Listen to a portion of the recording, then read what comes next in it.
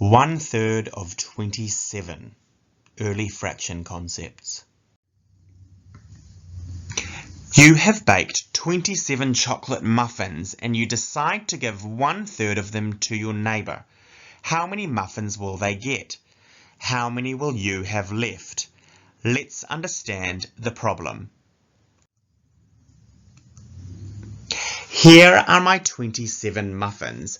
I've split them into 2 10s and 7 1s, and that makes 27. Now, what is a third?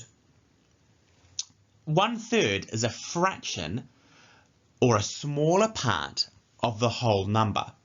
This rectangle shape, it shows us the total or the whole. Imagine that perhaps this is the tray we'll put all of the muffins on. Now we can split the whole into thirds like this. We can see that there are 3 parts of our whole. Each part is 1/3, and we're going to use this symbol to show 1/3.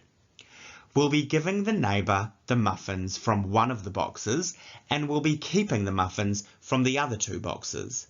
That's why we say the neighbour will get 1/3 of the muffins, and we will keep the other 2/3. Have a look at the symbol. It has 1 on the top and 3 at the bottom. The 1 shows that you have 1 part of the total, and the 3 means that you split the total into 3 parts. To find 1/3 of 27, we could share each muffin 1 at a time into each third on the thirds frame, but I'm going to share them out 2 at a time.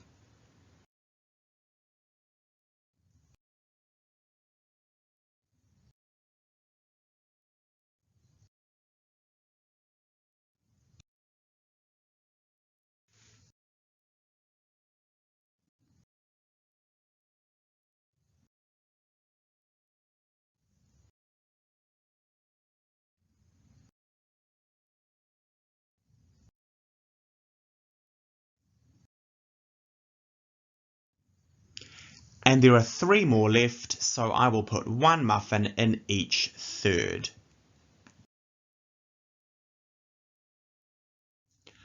We see that we have 9 muffins in each third. That means 1/3 of 27 is 9.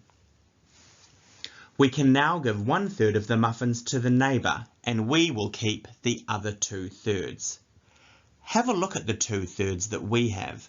We can see that double 9 is 18, so we can say that 2/3 of 27 is 18.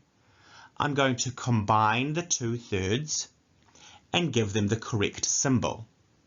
2 on the top shows that we have 2 parts of the total, and 3 on the bottom reminds us that the whole was split into 3 parts. The neighbour has 1 part, and we have the other 2 parts. Let's have a look at another example of making thirds.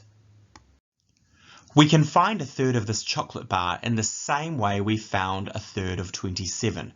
All we need to do is to cut it into 3 pieces that are the same size.